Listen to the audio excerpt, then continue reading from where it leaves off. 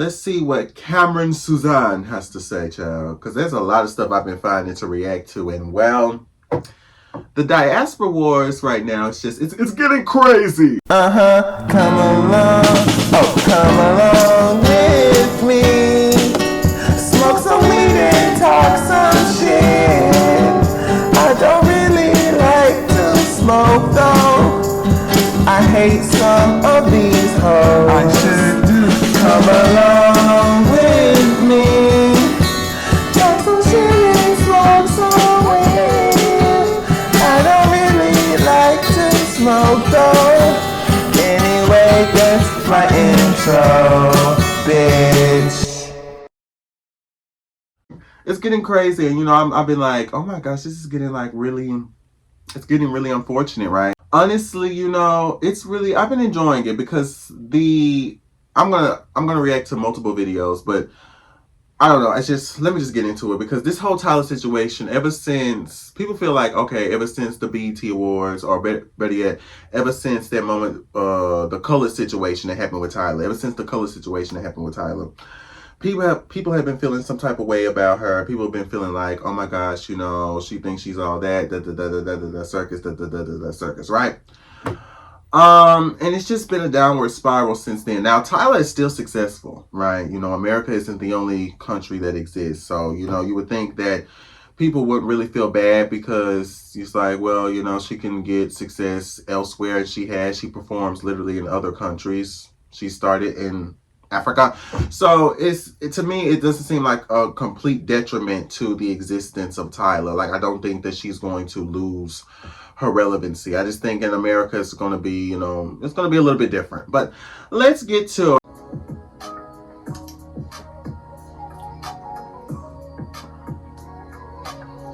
Hey guys, it's your girl Cameron, and I'm back at it again. Let's also talk about Cameron's editing. Miss Mother is an editor. Okay? Because half of the shit that she be doing with her videos, I'm like, girl, maybe next time. With another video. And today we are going to be talking about the beef that American and Western audiences have with international acts. Now, why is Lisa in it? Because after the most recent VMAs, the absolute uproar surrounding Tyla and spark of conversation on other international global acts has really had me thinking. As Americans, I think we need to put the mirror up today. As the music industry expands and as other artists globally get a seat at the table, it's important for us to check ourselves, our biases, and leave that main character syndrome at the door. There has been much more of a merging of worlds, whether there's appearances and new award show categories being created and made. So from South Korea to South Africa, Nigeria to Puerto Rico to Thailand, I'm seeing more brewing discourse and disdain that I'm not sure that you guys realize you are participating in. From the fans to the industry itself, it's time we have that discussion. Honestly. So a lot of this will stem from the VMAs from several weeks ago, where Tyla, the new it girl, if you will, has been the talk of the town. There seems to be a widespread discussion about global artists, etiquette, cultural difference, respect, and a level of uncomfortability that I'm seeing that people are expressing surrounding her rise to fame in particular. And I want us to unpack that baggage. I think it's important, if we want to see music grow, there shouldn't be any boundaries or limits. Considering more and more folks are getting into and are seeing major success in the Western market, from Tyla to Lisa to Tems, Burna Boy, Anita, Karol G. It's time that we're open and honest. Music is expanding on this mainstream and global level, and xenophobia and disdain has no place or productivity in this conversation. It's very multifaceted as culture. Now, I'm going to let her say her piece. I'm going to let her say what she has to say. But it really annoys me as an American, right? As a black American, right? Can you be black and an American? Can those two things coexist? Can they merge together, black and American? I just don't know if that's the thing. But, as a black American, I find it funny because when it comes to African artists, right? The first person that I knew before anybody was Tems anyway. Right. The first person that I knew before anybody came was Miss Tems, right? And I haven't had an issue with Miss Tems. Now, maybe there's been some xenophobia and she's going to talk about it towards Tems. but I never seen it. Burna Boy, he said we didn't have any culture. He said we didn't have any culture. Burna Boy said we did not have any culture. He said that we are cultureless. Then he wanted to retract because he was like, "Oh no, I did too much," like most people do when they fuck up. And he wanted to sit there and be like, "Oh no, you know what I meant to say was." So after that, they left a bad taste in people's mouth. It's the same way with Daniel Caesar, right? Remember when he was in the R&B sector and a whole bunch of black women was like literally his main audience, and then he was like, I don't care about black people, I don't need your support. Then the black American community, along with every other black person that's here, said, okay, well, fuck you then all of a sudden he was like, oh no, my bad, and his career tanked. It has never been the same as it was before.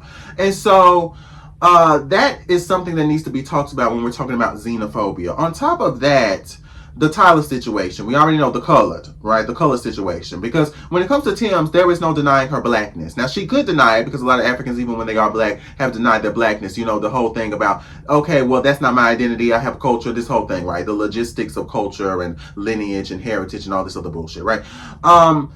But there was no denying Tim's blackness. When Tyla came to America, this is just a little recap, you know, people were calling her black because there are black people who look like Tyla. I'm tired of people saying, no, that girl, I know black people who look Indian. I know black people can look like just damn near anything, okay? That's the way blackness works. So many people thought, oh, she's black. Obviously, you know, she's in a space, you know, when I'm thinking Afro beats, when I'm thinking, I can't even pronounce it, okay, whatever.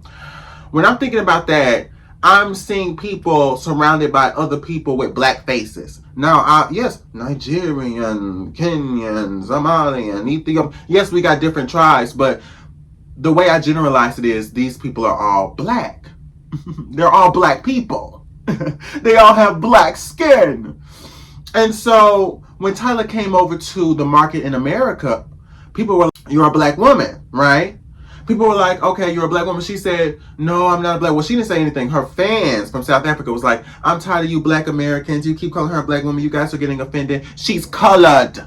She's colored. After that, she decided to do a photo shoot. When she did the photo shoot, you know, she was sitting there, the light-skinned woman. Rihanna did this shit before, and people came for Rihanna back then, but people still love Rihanna, but that's a whole different type of come-up.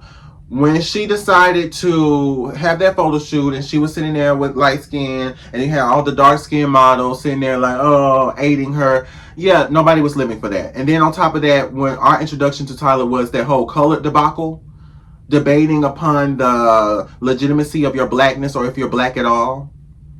And then you do this, that only aids to colorism because, again, I can't stress this enough. I'm not saying Tyla didn't have her career the same time as Tim's. I'm not saying that she didn't have that work ethic because she did. Because you don't just come into the industry. Not really, no. But at the same time, Tim's was before Tyla, right? I seen Tim's before I seen Tyla. So when Miss Tyla came, I was like, okay, maybe I was ready.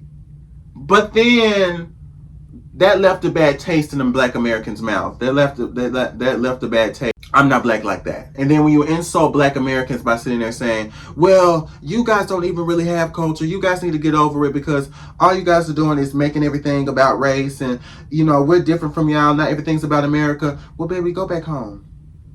Yeah. Mm-hmm. That's how that works. Go back home.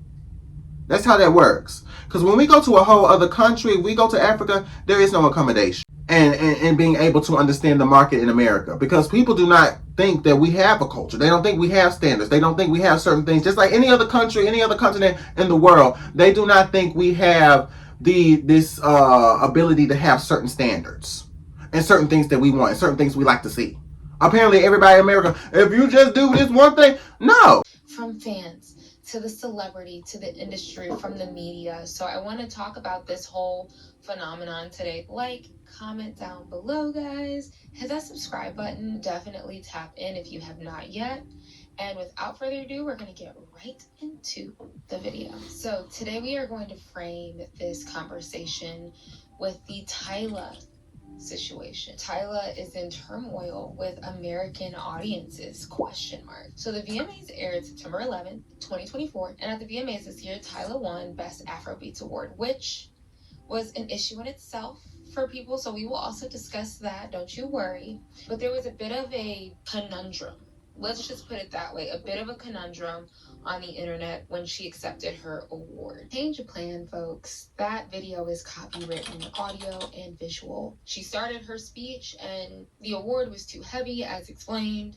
So she asked one of the presenters to hold the award, which rubbed people the wrong way. And Hallie also tried to hand her the card. And Tyla, or some people said that Tyla kind of shooed her away. Yeah. So people were somewhat off-put by her asking both of the hosts allegedly to hold the award, even though a lot of people said that she was just asking Lil Nas X, he's a man, like, can you just hold the heavy award? With a lot of people not really liking her attitude towards the situation. Quoting, Tyla's a diva. The award is 7 pounds. She's being dramatic. She's always doing this. It's entitled. She should be lucky that she's here. That is just a couple of the quotes and tweets that I saw regarding the situation. When I actually watched it live, and it was a bit of like an awkward moment because the three of them were looking at each other like, you want to hold the card? It was a little awkward, but I didn't walk away thinking a whole lot about it. But to my surprise, I open up my Twitter and it spun into an entire internet discourse as Tyla finds herself as a subject of quite a few of them, right? She's racking them up, stacking up like Tetris, aka my media training video where I kind of dissected a scenario and situation regarding her not answering a question, and that being somewhat off-putting to audiences. So there was a user by the name of Armand Wiggins who made a tweet about this instance saying, quote, I don't think I like Tyla's personality. I think someone needs to check her because she doesn't understand American culture at all. She almost gives off entitled or uppity African. I don't know how to explain it, but it's very off-putting and it's almost like she expects people to just fall to her feet. How are these two correlating? How did you get this from... Armand Wiggins is messy, so... This is where I started thinking, I need to dissect this. I need to get into the root of this. Why are people so triggered by this interaction? And why are we once again bringing up ethnicity and culture? Asking them people to hold her 7-pound award for 35 seconds was actually the second egregious thing she did, because the way she tapped that person, helping her with her train, like, I got it from here, was uppity. Like, I hated every moment of that, because if you could take them next 15 steps without me, you could have took the first 15 without me. You get what I'm saying? Why was I even here if you could do it? But I'm not when she tapped Shorty, helping her with her train, it really gave like, oh, you're eating into my camera time. Like, oh, I don't want you here. It really gave like Heisman is what she really wanted to do, but she knew the camera was on her, so she just had to tap her again. For real, it's starting to feel like the only people that get that Tyla needs this American market is Tyla's team. I don't feel like Tyla was looped in on that meeting, because the way that she always gives us the ick, the way that we never really walk away talking like, oh my God, I love this moment for her. Did you see what she was wearing? Da, da, da, da, da. The way that these type of conversations always override the moment is like, bruh, do you even know why you're here? Like, here in America trying to use the American market. Like, do you get that, girl? Tyla is from South Africa. She's not an American artist. And she's having a incredible year, right? An incredible, like, first 2 years of her career in the mainstream. And it almost seems unbelievable to people. It's like she skipped a line. She skipped the line. She won the music lottery. And it seems like people are kind of trying to pinpoint or find something wrong. And let's be very honest. Let's be very real. Pull up a chair. Get close. I'm going to hold you. It was crazy how she won that Grammy, though. Because I was like, from one song, and the song was very big, very, very big. But I was like, I didn't even know you could win Grammys like that quickly. But I was like, you know what? Period. And while I say this, some of you guys have a level of disdain for global artists and specifically African artists. If we are being completely honest, we need to check it. Uppity African comment that really set flames, people arguing back and forth, this turning into a bit of like a diaspora war, which we'll get into. My opinion, it's funny how certain people use words like uppity with someone like Tyla, but I was thinking, now we have morals, now we uphold our artists to a certain level of or standard, when some of y'all continue to prop up folks who argue with other celebs on the internet all day, cuss their fans out, encourage their fans to dox people, support and endorse Trump, sell STD lip glosses, very direct, and glorify degenerate behavior. But we draw the line now at asking someone to hold an award. Now that's uppity, that's too far, that's off-putting. She's being disingenuous. There's a lot of Black Americans that did not like those things that she listed. There's a lot of Black Americans that say they did not like Sexy Red. They constantly come for Sexy Red. Sexy Red's whole career is built off of being degenerate, but hey, she's still here. That's just what it is. There's a lot of people that said they didn't like Cardi B. There's a whole issue with people who were disagreeing with a lot of Nicki Minaj's behavior. Her marrying the person that she married and the history, the past that he has being a sex offender, people are still coming for her for that. So I feel like she's being very disingenuous when she made that statement by saying nobody's coming against these things when there's plenty of Black people, Black Americans who have gone against these very things that have been presented in Black culture. I don't understand. And also, it's very disingenuous to sit there and say that, oh, you guys just have a problem with African artists. No, we have a problem with Africans. Now, I'm not going to say we have a problem with Africans because I've been around a lot of Africans. I work with Africans and plenty of them are cool to me. I'm cool with them. So I'm not going to sit there and say I have a problem with Africans. It's over for them. But I will say that I have a problem with the prioritization of this narrative of, oh my goodness, Black Americans are coming towards or going against Africans unwarranted. They're going against Africans. They're trying to take down Africans unwarranted. I don't like that because that's not the truth. Just like it wasn't the truth saying, oh, Black people, they constantly uplift all of these negative stereotypes of Black culture. There's no Black people that constantly sit there and talk about these issues. When that whole situation that happened with Sexy Red and the lip gloss, there's plenty of Black people that said, get her out of here. They've been saying that for months. They've been waiting for her downfall, praying for her downfall. They've been saying that for a while now.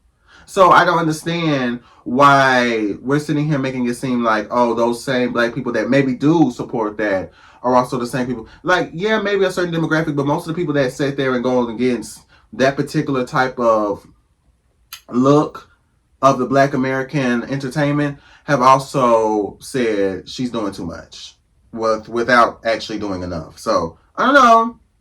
Really confuses me. I think a lot of people need to look in the mirror at what they expect out of their artists and make a consistent effort to uphold those standards, because that's crazy to me. So not only did Tyla come to Twitter to directly address the misconceptions about that interaction, she also changed her bio to entitled Uppity African in honor of that tweet. Basically like spinning the mother narrative, right? People were mad at this though. People were like, oh, she's not gonna last. She has a nasty attitude. Why would she respond like that? She was basically saying, so if I'm this, then I'm gonna be that. And I'm gonna be it to the fullest. If you think I'm an uppity African, then that's what I'm gonna be. Further dug a hole into this widespread discussion about perception and culture. And Americans specifically commenting on how she isn't, quote, familiar with American culture.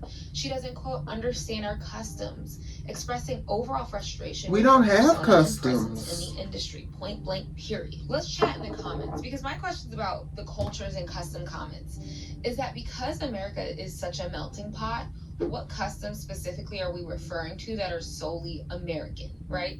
Take out like the other ethnicities and cultures, right? Because we're not as homogenous as other areas and parts of the world. What is something that is solely American that she did not follow? Question mark. Because somebody said in the comments, humility. If you are an artist and you're a new artist, you do not come and you act like you own every fucking thing. You do not come and act like you run shit. When you are an artist, you're supposed to have a sense of humility. Now you can be cocky, but there has to be a certain way that you navigate certain things. What she did and what she messed up on initially that left a bad taste in people's mouth is the color situation. And the specific culture that we're talking about, a lot of the issues with the diaspora wars is Black American culture. Yes, the people who eat the fried chicken, let's go by stereotypes. The people that eat the fried chicken and the macaroni cheese and the cornbread, the people that drink the soda, the people that have the cookouts, yes, those people, yeah, Black Americans, okay? Those are the people, we are the people who had an issue with that particular situation. Now, I'm not going to even blame Tyla for that, because a lot of the situation that happened with that happened because of her team not helping her address that. Because people was still going to come for her regardless, right? Because that's just what people do. People come for celebrities over little things, right? That's just the reality of being a celebrity. I mean, see what they're doing to Chaperone right now. Because, I can't pick a particular side of the political, arena. I can't, and people are coming for her for that. People are coming for her for saying shut the fuck up to a photographer when she was out at, I think, the VMAs. People were coming for her because she was sitting there making a video talking about, I don't want people to sit there and come up to me, follow me, stalking me, doing all this other shit. I mean, and she's just being honest and being real, and people came for her, right? And so people are going to always come for you as a celebrity when you're outspoken, and there's certain things that you say, right? And we have discussions about it, especially on this thing we call social media, where you can sit there and talk about somebody 24/7, and decades before you did not have that. Yes, people came for you in the tabloids, the magazines, and all these other forums that people could see publicly, but not at the extent to where you're seeing it 24/7. And so there's a certain type of preparation that you have to have as an artist before you go out, because people are going to always talk shit about you. You could sit there and be an influencer, and people will sit there and put you on a pedestal, and you say one wrong thing and it's over for you. So it's a thing. And so when she came to this country, right, we're talking about a very specific type of market. We're talking about the Black American market. If you are a colored person, right, and you are a black person, there's a certain market that you're going to fit in. If you're a Hispanic artist, right, the reason Bad Bunny was one of sold, I think it broke records historically. I forgot where he went out to, but he sold so much tickets, and a whole bunch of Hispanics basically came out for him, is because, well, he's Hispanic. That's his market. There's Hispanic Americans. There's people who come from all over different parts of the world who speak Spanish, who have that particular type of culture, who come to America. So when Bad Bunny dropped, yes, other people outside of the culture also in America decided they were interested into his music, but his market is Hispanic people. So when you have a South African who's colored, and people say, okay, well, she's Indian, or whatever the fuck it is, but she's in a genre that's mostly built by black people. She's in a genre that is black. The market that she's going to tap into, I don't feel like you don't have to be somebody who's in the industry to know this. The market that she's going to tap into is going to be black people. So there is a whole culture here in America that's built off of black people. Now, why she got caught off guard and why other people got caught off guard is because they do not respect that culture. They do not see it as a culture. What country are you from? Who your mama? Who your daddy? Because we don't have a lineage, they don't think it's culture. And so you come here and you're like, I'm just going to sit there and have fun. You better respect me because I'm not like you Americans. What did you think was going to happen? And you already had a whole history of the diaspora wars that was happening long before this situation even went down. That was Black Americans against Africans. What did you think was going to happen? Huh? What did you think was going to happen? Been a lot of Western and American artists who have been very bougie, very diva-esque. What is the Americanness that's not clicking? But I didn't see how this recent issue turned into a cultural problem. What was so upsetting about what she did that pertained to a difference in culture? And then the diaspora wars started going crazy. And I don't want to entertain this too much because I feel like these diaspora conversations are more reductive than productive. But somebody, in response to Armand Wiggins calling her an uppity African, etc., someone said this is what they want Tyla to do to prove that she's not uppity. Which, you know what, you snapped a little bit because y'all are so off put by this girl. But Sexy Red is on the internet showing her butt cheeks every single day. She's being so disingenuous. Oh my God. Not everybody supports Sexy Red. There's so many especially Black American women. African women are not the only women that said, get her the fuck out of here. Now, I've had my own videos where I sat there and said, I don't like the way that black people, especially black men, are going around being like, the reason that the black community is ruined and black culture is ruined is solely based off of Sexy Red. There's niggas that got killed. There's niggas that sat there and got popped in the street. Niggas who sat there and started doing drugs and died from it. Off of the top of my head, Juice WRLD, who was inspired by, I believe, Future to do. And the reason I was sitting there making my statement is I'm saying there's people out there who are like Sexy Red. Now, I'm not sitting there agreeing with everything that Sexy Red does, and I do think that we need to expand and we need to put other people at the forefront of what it means to have black culture. I do really believe that. But a lot of the things, if you see my past videos about it, we need to be more honest about all of the negative contributions to the image of blackness. Because it's not just Sexy Red. There's always been other stuff before Sexy Red that's been here. But again, people have been talking about Sexy Red for the longest. And talking about how shitty and maybe she's going to talk about that. Talking about how shitty she is. And how stupid she is. Right? And a lot of things that she does. Because even though I defended her, a lot of the stuff that she does, I'm like, okay, you're doing too much. When I started to see the fucking STD lip glosses, I said, okay, now you were doing too much before, but now it's just, okay, pack it up. At the end of the day, but she's going to do whatever the fuck she wants to do, though. And that's the way the industry works. They're just going to keep pumping it out. But I don't like this narrative of, oh, well, you guys all support it. You guys all, who is you guys? When I seen constant videos from Black Americans, I have to say specifically Black Americans because the narrative could be made that it's only Africans that like to sit there and talk about these things because they actually have culture. Because I've been seeing that a lot when we're talking about the diaspora conversation. Plenty of Black Americans have said, get her out of here. A lot of you guys, not all, a lot of you guys eat that up. And a lot of you guys are the same people who are so off-put by Tyla. And negative. Someone wanted to take it a step further and said, regarding that Sexy Red video, this is what Black Americans aspire to. This and only this.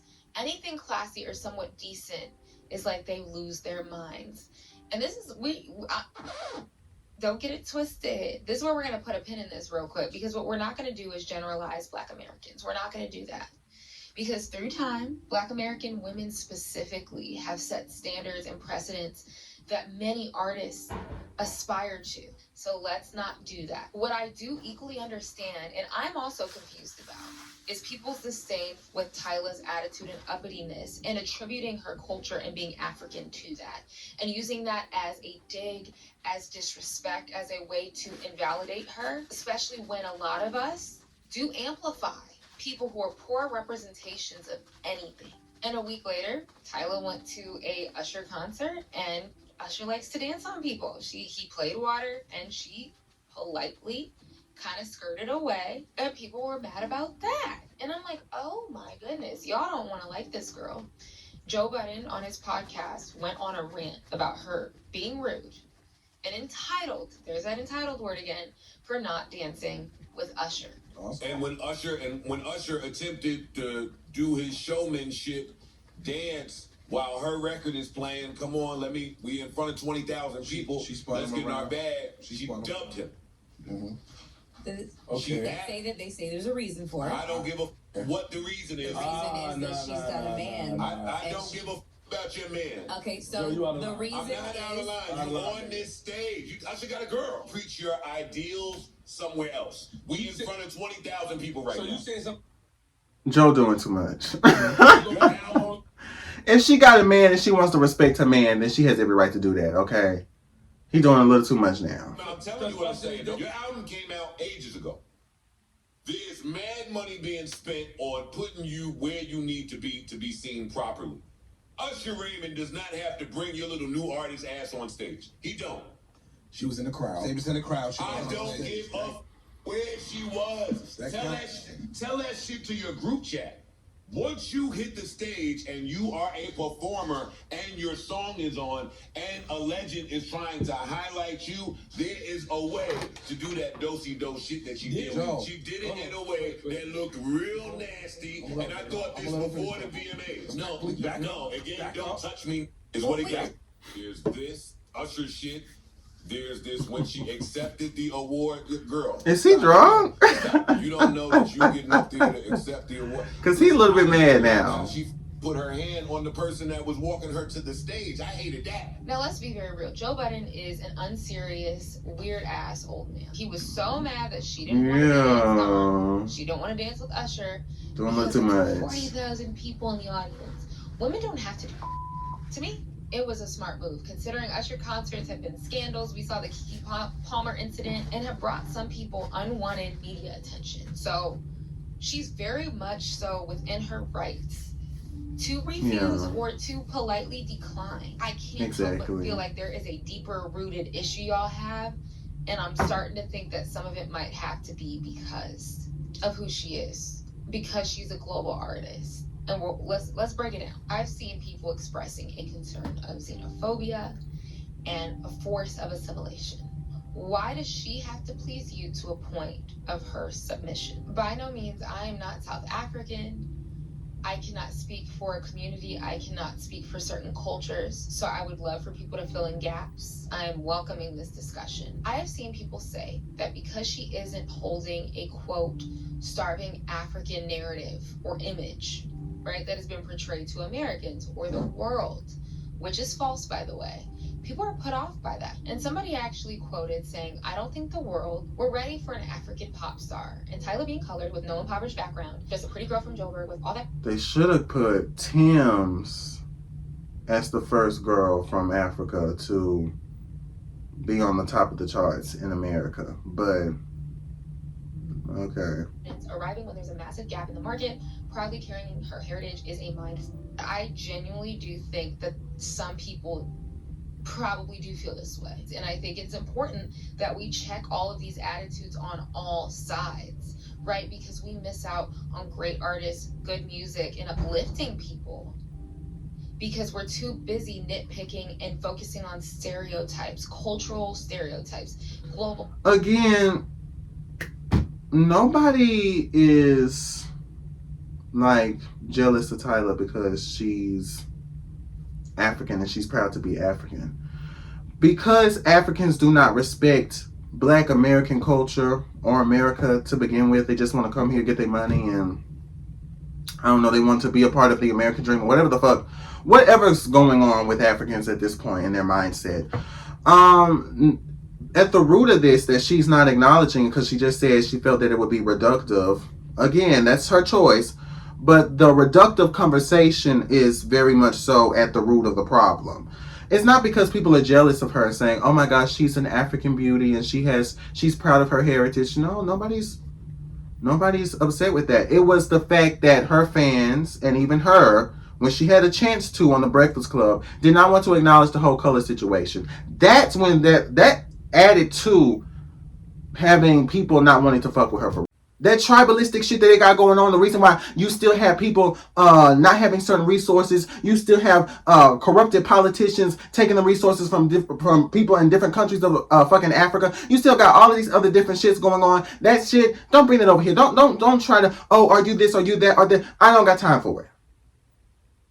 All I know is you're Black. Well, colored. And so it's annoying to me. We need to be real about this. Stereotypes that have no place or relevancy in these conversations. It starts becoming less about the music because it's not like she beat somebody up, spit on somebody, and kicked them in the face. There are many celebrities, men specifically, who have done a lot worse. And you guys are not this off-put by their attitude. No.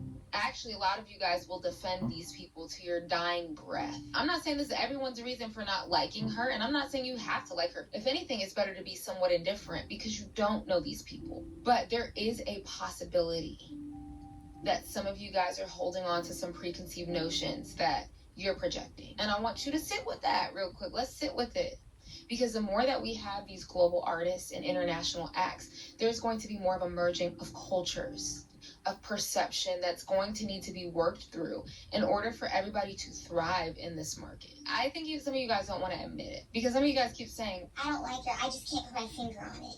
Well, to me, if you can't properly articulate your issue with her, why put it on Front Street and start a hate campaign? And you can't point to a solid example of something that she's done that was so bad to warrant some of these tweets. But what I will say is we might have a star on her hands because the way that she's the talk of the town every 3 to 5 business days, she has a look, she has an it factor, she has a star quality about her, and even allegations.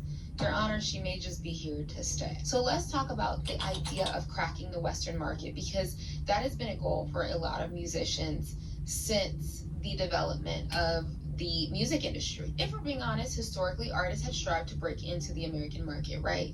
We've had the largest export of entertainment, movies, music, media, etc. And American genres have been heavily exported globally, and with us having the resources and infrastructure existing here on the business front.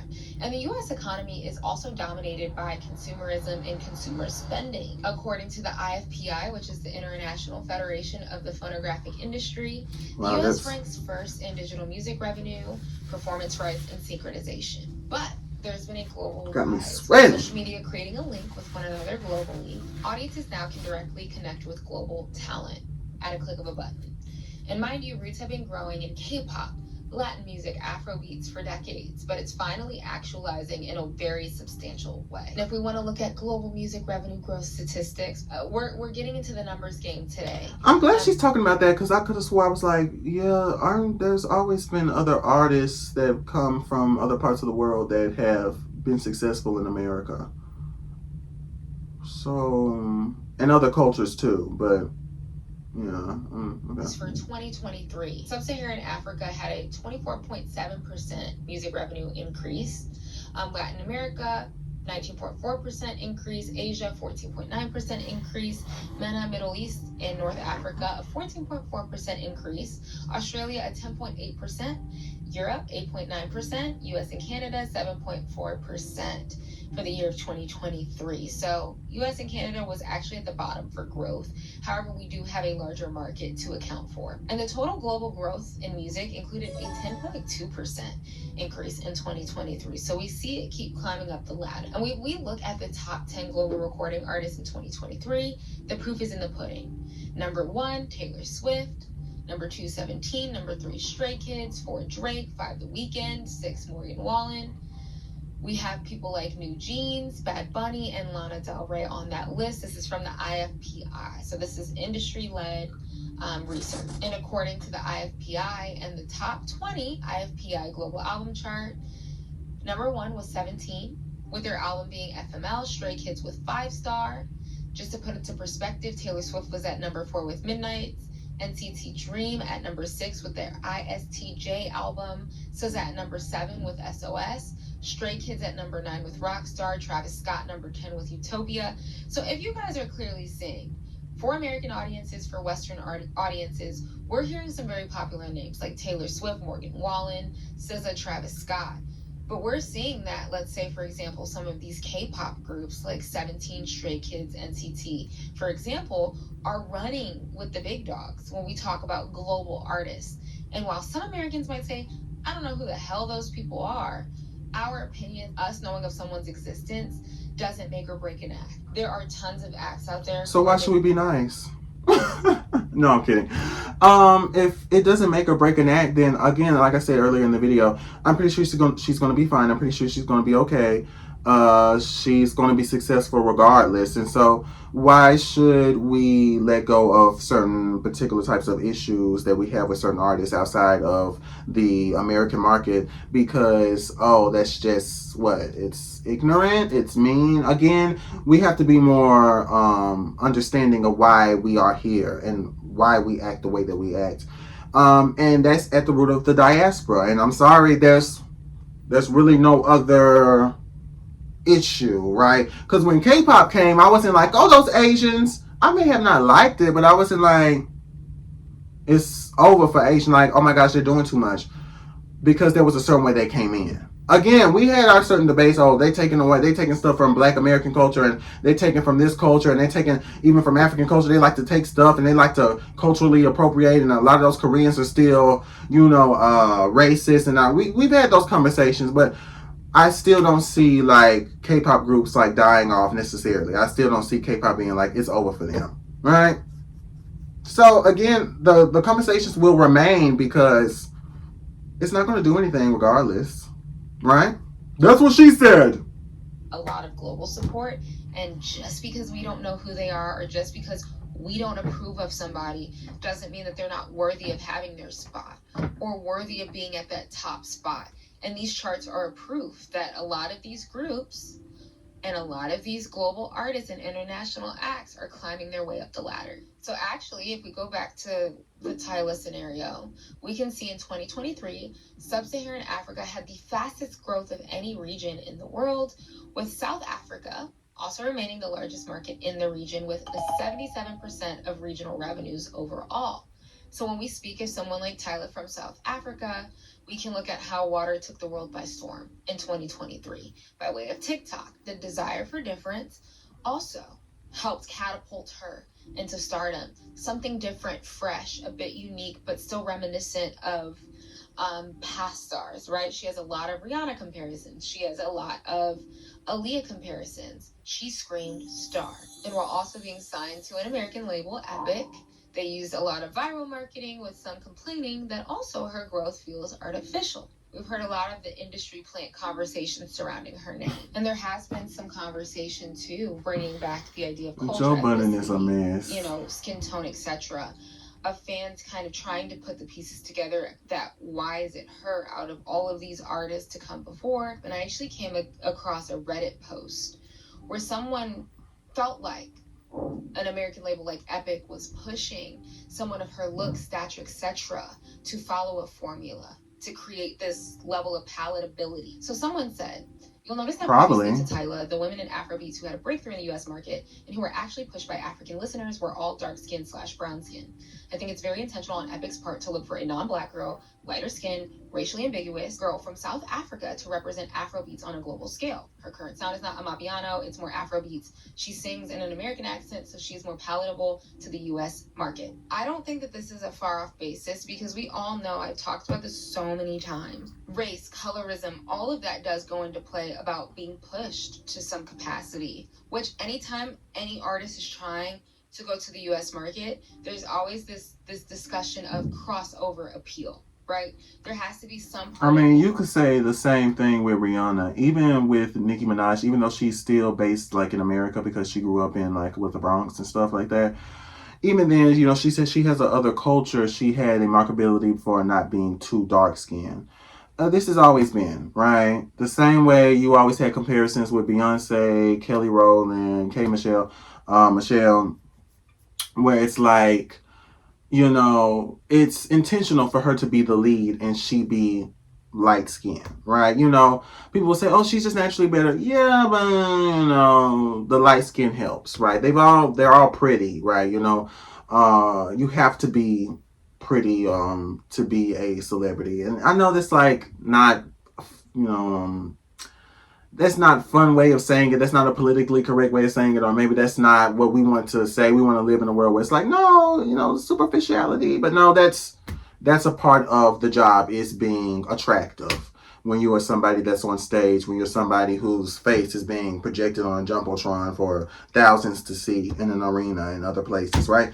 So, yeah, that is I think that is something that is real, because again, there has been other artists who've done this probably longer than her or the same time as her, who have already had their spot, who already have had some success. Because again, most of the people that I've known who came from Africa, Afrobeats, doing certain things like that, the first one that's off the top of my head, just me personally, is Tim's. And so I was kind of confused on how one song, right, was enough for her not to only win the Grammy, but for her to be at the spotlight and to be in front of everybody the way that she is. I just really don't understand. Again, she's talented, she's beautiful, she has the look, she has everything, but I just don't understand how it was that quick, so much so that all these other artists, you like, oh, who are these people again, right? It's just silly. It reminds me how people complain about how we have rappers who don't want to rap. We have people who, in the Black American market and hip hop, who all they want to talk about is their pussies and all this stuff. They don't want to rap. Yet you have people like Doechii, who's been here rapping since I don't know when. I remember when she started on YouTube and she was really giving a look. She was really, you know, showing that she actually raps, you know. And people didn't want to, you know, look into it because, you know, she was doing too much, or maybe it wasn't marketable, or maybe it wasn't this. So there is a certain aspect of that, and then the way that she's being pushed. If she wasn't maybe in a lighter package, then maybe, yeah, it would have been different. The same with Flo Milli, and Flo Milli is like on the top. But again, colorism. And she's successful, but it's stupid. Can assimilate, which you can argue is even an issue in itself, that global artists have to play this game, as we all do, right? In the world, but specifically in this country that's not very homogenous. And is such a melting pot. But there are a unique set of challenges that global artists face. The conquest of the American market, a market that's so culturally diverse, where race and identity do play a large factor in figuring out your target, your demographic, etc. So yeah, identity politics that you cannot blame minorities in this country for subscribing to, often out of survival, will come into play when other people come into the equation, right? There's that level of like realism, but having to unpack, because there is a very complicated situation going on here in America. And I would argue on the other front, and tell me if I'm wrong, but I think some international acts have also looked at America as one entity to tackle versus looking at it at this complex point of view, because from an inside perspective, it's complicated, it's diverse, it's vast. And I think that Tyla is an artist who's experiencing this push and pull. And I really don't think that it has to be this huge discourse around it, but because we're going through these, quote, growing pains, it is. So for example, when we can go back to that interview that she did at the Breakfast Club, and she denied the question about her race. I told you guys very clearly, I understood why she didn't want to answer that. But realism does seep in, where, okay, there's this history of being called colored in South Africa versus being called colored in the US. If you are trying to cater to a US audience, let's say you're also trying to cater to a Black American audience, for example, by large, there is a level of, okay, you're going to have to figure out how to navigate and adjust to be able to communicate and connect with these audiences. We can find that common ground. So to get into the last part of this video, we can talk about a word. Again, they didn't want that common ground. They wanted to call Americans stupid and say, shut the hell up, not everything's about you. Call her something else. And as petty as it may seem, the thing where people were saying, I just don't know something about her, that's the something that they're talking about. That's the something. And it's unfortunate because she's been at the forefront of that issue that's been here since the beginning. She has been the representation of that issue since the beginning. And that's just the way it is. You know, she's going around talking about, I didn't want to answer that, right? She's kind of just existing as the forefront person or the representation of all of the things that Black Americans do not like about Africans, if we're being honest. So maybe, yeah, the xenophobia does have a part to play if we're being honest about it. Light skin, she seems like she doesn't really want to care about somebody else's culture. She says she seems like she's more cultured than Black Americans. There's always this particular type of image that Black Americans have now. People keep going back to, oh, you know, them being poor, them not having anything, which again I find so funny because a lot of Africans, they sit there and they kind of bounce between the two. It's like, okay, we don't want you guys are so stupid, you guys are so uneducated, we obviously have houses and cars and we have other things that you guys have as well, while also sitting there saying that you guys should be grateful, you guys are more privileged than us, because there's plenty of people in Africa who don't have shit, who don't have a house, who live in the street, who are homeless, who eat mud pies, who don't have anything to their name, and you guys are so privileged because you have everything because you live in America. So it again, in this conversation of the haves and have-nots, it bounces between the two, where I feel like Africans, they never like to pick one themselves, where it's like one minute we don't have anything, the next minute, oh, we have everything, you guys are so stupid. You guys really believe in the narrative that America has put inside your minds when they showed you those commercials of save this African child or with a penny a day. You guys really believe that. And then when we sit there and hold them accountable and say, well, you guys, you need to get your shit together, you guys, oh, we don't have as much as you. We don't have, it's like, it gets tiresome after a while. And I guess that part, if I'm trying to, you know, be fair with this content creator, that part is where it becomes reductive because we're not going anywhere with it. But I do feel that she just unfortunately has been the representation of all the things that Black Americans dislike about Africans in certain parts of when we're talking about culture. And that's the reason why people don't like her. When she came to the country and she decided that she did not want to talk about it, her fans decided to chime in and say the different things that they wanted to say, then it was like, well, of course. Here we are. You're not respecting our culture, and you're trying to tell us that we have to respect yours, even though you came into our country. That's not how that works. And the global issue that we're starting to see. There's been a history of global artists being awarded and accepted into the mainstream by large part of, let's say, MTV, right? Creating more of a global reach within the rise of the 80s, expanding internationally and connecting people further. We also have genres diversifying, so people globally would maybe infuse their cultural music with an American sound, whether that's R&B, rock, hip hop, pop, and infusing that to create more of a crossover effect or something more palatable, which I don't like. But that's also how we started to see more of a mix and acceptance of other global artists and international acts into the Western market, and also further global collaboration. But you can think about how some of the biggest Afrobeat songs that we've seen that have been awarded to the highest level in an American market featured American or Western artists. Selena on Calm Down by Rema, or Justin Bieber on Essence by Wizkid and Tems, which was already a hit before he got on it, but then, they kind of tried to push it a certain way. So a lot of artists, or American artists, were hopping and are still hopping on Afrobeat songs to add a level of legitimacy to it, right? To be more accepted and palatable to the US market. And it shouldn't have to be that way. Other people's culture of music should be respected as such. A lot of people have to understand it's going to take time. This is other people's culture of music should be respected. Okay. Okay? 1985, AMAs. There was a category for Black music, for Black artists specifically, that they would shove people like Prince and Tina Turner in. Tina Turner wins Black Female Video at the 1985 AMAs. Talk about Lionel Richie wins Black Male Video in the 1985 AMAs. Talk about it. Categories like Black Single Video. Categories like Favorite Black Male Vocalist. Talk about no it. No genre, just race and vibes. So why couldn't these iconic Black artists be in categories with other artists in 1985 when most of these artists would be and become, or were already living legends?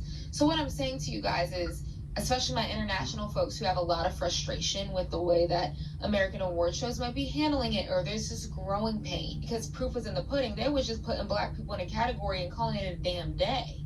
We still are dealing with Black artists being thrown into urban contempt categories, or just being in the R&B category. So I'm not sitting here saying that everybody has to wait their turn and deal with the struggle because we had to. No, I think it should get better and better and more respectful and done right each time with the more knowledge we have. And we need to dismantle it step at a time. So let's talk about the history and date of global categories being added to some of these major American award shows. Afrobeats was added to award show categories very recently, the VMAs in 2023. The AMAs were the first major music award show to add the category in 2022. The Grammys added it in 2024, which I do think that Tyla snagged that Grammy. The AMAs created the first K-pop category in the major US award show in 2022. And the VMAs also introduced the K-pop category in 2019. But we do hit a bit of a speed bump with K-pop because actually the Grammys has yet to add that to their lineup of awards. But Bill Fremuth, who is the chief awards officer of the Recording Academy, said, quote, "The way I see it is that modern K-pop really started in the 90s, which is true, and they took what was popular during the era, such as R&B and bubblegum pop, and made it their own." He said, "What we've heard from the community is that they consider what they are creating to be pop music." So understandably, right, K-pop's a little different. It's more difficult to define it from ordinary pop, making it less of a cultural thing, right? Like, okay, this is uniquely like a Korean style of pop versus taking other elements. So there's even an argument they should probably just be included in the pop category. So for instance, at this most recent 2024 VMA Awards, Lisa from Blackpink was awarded the Best K-pop Award for her song Rockstar, a song that's fully in English for the most part, and she's Thai. So there has been a debate with people saying, I know y'all, she's an international K-pop artist, technically speaking. Why does she have to be subjected to K-pop category? So people are saying, like, when will global stars or global music be nominated for just pop music, right? Or just this kind of music? Because we see with someone like Lisa, she's not a little fish. She has about 104 million Instagram followers. She's part of one of the biggest K-pop groups in the world, Blackpink. And yeah, a lot of people will say, like, who gives a damn? Like, she won the damn award. She is a part of a K-pop group. But her team is clearly trying to push her on more of a global scale and to also start appealing to the Western market as well. So you almost wonder, why couldn't she just be in the pop category? Like Jungkook. Monday, Tuesday, Wednesday. Like, that should just be pop, right? So you start to get into this loop where we're going to have to start having conversations and figuring out, how do we respect these artists and, like, give them their just due? Let them run with the big dogs. Let them be on with the counterparts, with the Taylor Swifts, the Sabrina Carpenters. Let's see how they fare. Like, let's not. We keep creating these cultural divides, and it's kind of like music is music. If it's not a genre thing, and we also kind of see this issue on a different level with Tyla's speech. When she accepted the award, she did make a note that Amapiano is not Afrobeats, because Tyla considers Amapiano. Oh my gosh. More so, which some people argue that her music is not really Amapiano, like that last Reddit post. I'm not an expert, but Amapiano is a South African style of music, and Afrobeats, however, was a term that was coined to push in the 2000s and 2010s. Describing a contemporary style of West African pop music with its origins in Nigeria. And Thames actually was in an interview talking about how Afrobeats is a Nigerian creation.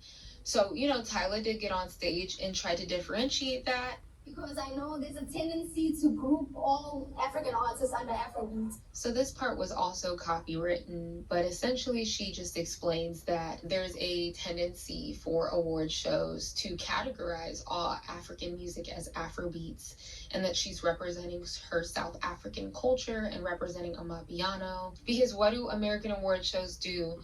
They slap one kind of thing into here and they put everything in it. And if we care about music knowledge, education, and integrity, I think it's important to honor that properly. But I personally think that what Tyla did, I think that was important, that she got on stage and she expressed that.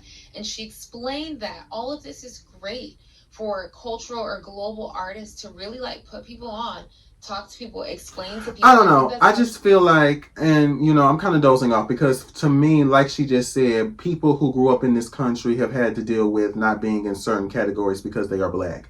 And, you know, again, like she showed with Tina Fey being like getting a black award when she should clearly be in rock. And other categories. Even SZA said that she is a pop artist. Yes, she's done R&B. Yes, she's done other categories of music, but she has experimented with her sound. Control alone is the experimentation of R&B, maybe some neo soul, pop, and so many other different categories. Tyler, the Creator, has talked about how he doesn't like just being a hip hop. He doesn't like just being in the urban category. Many black artists who grew up in America have said that they do not like being put into a certain category. So when she said that there's a lot of different issues that have happened where certain artists are not being put into a certain category, they're not getting their just dues. It's the same way Beyonce, she made that whole country album. Guess what? Blank stare. The CMA said, we're not going to even give you a nomination. We're not even going to sit there and let you perform at the CMAs. We're not even going to give you the time of day because it's not a country album. And she said it wasn't a country album on the album. So they have their, I guess, their little get out of that situation. They have their little reasoning for why. You know, she said it's not a country album. It's a Beyonce album. So at the end of the day, that has always been a thing that has happened within the country. I think to sit there and say that we now need to somehow give special treatment to people when they just come into the country is annoying. Because again, at the core root, I'm talking about me. When you are somebody who grew up in the country, when you are somebody who has certain issues in the country, and people do, I'm not saying it's everybody who's outside the country, but people do not respect that particular type of issue that you've had. People do not respect the certain stuff that was happening. Nobody's surprised that, oh, they put her into Afrobeats and she was supposed to be in the other category. Nobody's surprised because they do that shit to Americans. They do that shit to black people in America. And when we talk about race, when we talk about identity, that would not be shocking. That would not be shocking that certain things like that happen because that's just the way that this shit has worked. She said it, right? Other people have talked about it, right? And I'm not saying that they should be subjected to that, but it's just very weird to me how we haven't really nipped in the bud that particular type of issue with people who already been in this country, yet somehow we are going to give special treatment and expand the need to do certain things for people outside of America. For people who just got here, For people who are trying to tap into the market, we're going to sit there and now renovate that and change that whole thing for people. Again, yes, that should be something that we should work towards, but make sure you deal with the shit that is happening here first. For the people who are in the market, right at the market first. And then we can sit there and we can move on to people outside of America. But it's just... people like Tyler, the Creator, basically say, y'all just throw me into the hip-hop category because I'm black. It's the same thing. It's like we need to call I love how every time I say something, she's like, I'm going to add that. institutions. We need to make sure that we are putting our culture on and making sure it's represented properly. But I understand other Afrobeats artists maybe being frustrated that she's continuously sweeping these categories because these music institutions are looking at this and like, okay, these are all African artists. They should have pushed him. Africa is such a vast continent. I've heard people refer to you as an Afrobeats artist. I'm always like, I don't know if she would term herself that way. How do you describe your music? My music is alternative. Alte, as they would say? It's Alte, but yeah, in the world scope, in an objective view, it's alternative, Afro, soul, R&B. But I noticed that any music that comes out of Nigeria, people just put it under Afrobeats because it's Nigeria, it's Africa. So now the new name for African music seems to be Afrobeats, and I don't know that that's right. I could see, Afrobeats artists being kind of frustrated. So in conclusion, I do want to use this comment section today to work through solutions, to have this respectful discourse from culture to culture, from country to country, the semantics, how global artists are viewed. And if you are from somewhere else, how do you view these scenarios from the outside? What do you guys think of Americans and our acceptance of other artists? Is that frustrating for you? Is there something you feel like we can do as an American audience to not be so rough or elitist? Even when you are kind of set as like a standard from a music industry perspective, it's easy for people to become elitist. Like, my opinion matters more than anybody else's because the American market is always fed first. We see it with concerts. I've seen a lot of European fans say, we get excited when artists come here because we're always a second thought. We've seen people in Asian countries be like, we're always excited when our favorite artist comes because we never get to see them. Versus in America, we're rubbing shoulders with these people every day. I would love to hear what you guys have to say, and I hope that this video makes sense. I think this video is a bit more open-ended. And I won't feel bad about it. That's the blessing that we have as Americans. Okay. Let me see. Okay, so here we go. I got two replies. Why don't we have to abide by American culture? Well, if we went to your country, we would have to act accordingly. I'm tired of some Africans acting up to this. They want Americans' money, but they don't respect us. Let's see the comments, child. Don't be mad if they treat American celebrities badly outside of the USA. Stop crying about racism and other things. It's sad to see that it's mostly only Black Americans who react like this towards foreigners. That's so not true. I don't see Asians or white Americans hating on international stars. Let me tell you something about y'all's assessment of Asian people and white people. Now, when we're sitting there talking about the culture of confrontation, white people and Asian people and all these people do not seem like they are just as ignorant. I'm here to tell you they are. I'm here to tell you that a good amount of white people do not like foreigners as well, specifically. A good amount of Asian people also may not like foreigners. You have a whole bunch of people that's on the Trump party that do not like foreigners. A whole bunch of people who, before even the border thing was happening, before so many people came in because of Kamala and the Biden administration, you had so many people saying, we do not want those illegal immigrants in. We had so many people just like Trump when he had his presidency that had a whole Muslim ban. So do not sit there and tell me that white people do not do these things. And I know this was just one little comment, but this is something that so many people outside of this comment have said, where even other Black Americans say white people don't. It's really tiresome. They do. They just don't say it out loud. They're passive with a lot of their ignorance. And then when they do say it out loud, again, they are with other like-minded people where they can all come together and kind of barricade themselves from criticism, where they can say, well, look, I'm just being with my people. It's the First Amendment right, freedom of speech. I'm really getting tired of this assessment that other people outside of Black people in America, they do not have these type of issues. They do not have these type of mindsets. It's very disingenuous. It's the same way they will sit there and say that Black American people are somehow more confrontational because hip hop and gang violence. Yet you have a whole stereotype in America of a white boy going to shoot a bunch of kids up at school. Yet we still somehow don't see white people as violent. Yeah, you have white people being known to sit there and commit I don't know how many fucking genocides historically around the world, still continuing to do it, and yet we still have this idea that black people are the only ones that are violent. It's really tiresome to me. It's really tiresome to me how we have this mindset and how we don't want to seem to actually get our shit together. That's one. Two, let's look at the other one. What did she do that was obtuse? Not dance with the old man? Ask someone to hold a statue? I never seen that done before. You sound like someone who would let his daughter hang with Puffy and Drake. Again, girl, bye. Because the Africans, I'm sorry. And again, it's not all Africans. Disclaimer. I know I said this late. It's not all African people. I don't go look at Africans and sit there and have an attitude. But it reminds me of how you guys talk to. Global artists are here and ready to dominate the charts, which I slowly love. Anyways, let me stream Tim's and Rima. I do love Tim's. I listen to look, honestly, I don't like putting the girls against each other, but I was listening to Burning and Unfortunate by Tim's. You know, I listened to her new album and I love her stuff. Especially Unfortunate. She has a really pretty voice and the way she like puts songs together, you know, I really love the stuff that she comes up with. But, you know, of course, maybe I don't because I'm giving Africans criticism, so maybe I don't really like her. I don't know.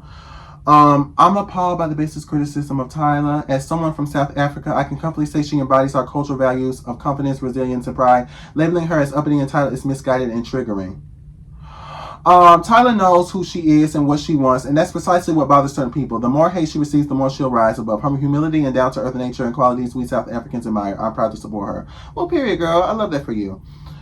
Not the American audience with the main character syndrome showing. The Tyla situation particularly left a bad taste in my mouth because it seemed like the Twitter discourse wanted her to in a way, perform respectability politics. They want every artist to perform respectability politics. Tyla's not special. She's a celebrity. The same way with, again, I said Chaperone. The same way with any other artist. That's a part of being an artist. Not saying it's right with these different dynamics because on Twitter it goes overboard, but you know that's oh my gosh, they're coming for Tyla. They want her to perform. They want her to act. Yeah.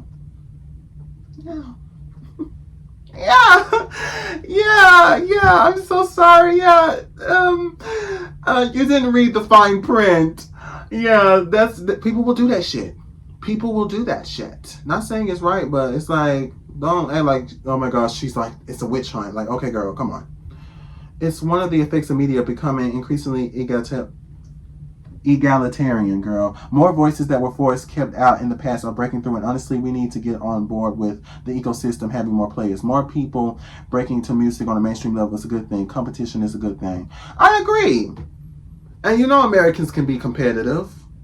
So you know what? If the girlies want to come in, I just need the black Americans to make sure that we're always on top. And I'm just here to tell you, I'm just being honest. I just like with the Olympics. Now I don't like what that comedian said about the Africans. I thought that was lame. I thought that was nasty. That it was rude. It was lame. It was gross. You could easily just say, yeah, we did that. We in here. You didn't have to sit there and say that stuff because there's plenty of amazing athletes all around the world. I just wanted to segue into that for a bit because it kind of relates to what I'm trying to say. But yeah, you know, I do want people from my country to be on top. Everybody wants people from their country to be on top. I don't understand why Americans have to be the only people in the country who have to put themselves down in order to uplift somebody else. Every single person wants their country to be on top. You're never going to make me feel bad for wanting to put my country on top. And yes, I could critique my country. I could talk shit about my country. It's my right as a citizen of America. Just like it's your right to critique and uplift your country as a citizen and a person that was born in your country. I do not understand this obtuseness that comes from people outside of the country that they think we're supposed to be subservient to them. And we're supposed to be sitting there weeping in the corner being like, oh, let's give it to them. Let's give it to the people. No, I'm going to give it to my people. Would you not give it to yours? I'm tired of it. Yeah, this was cute. I really love this. And this was a moment. So yeah. Yeah. Bye, guys.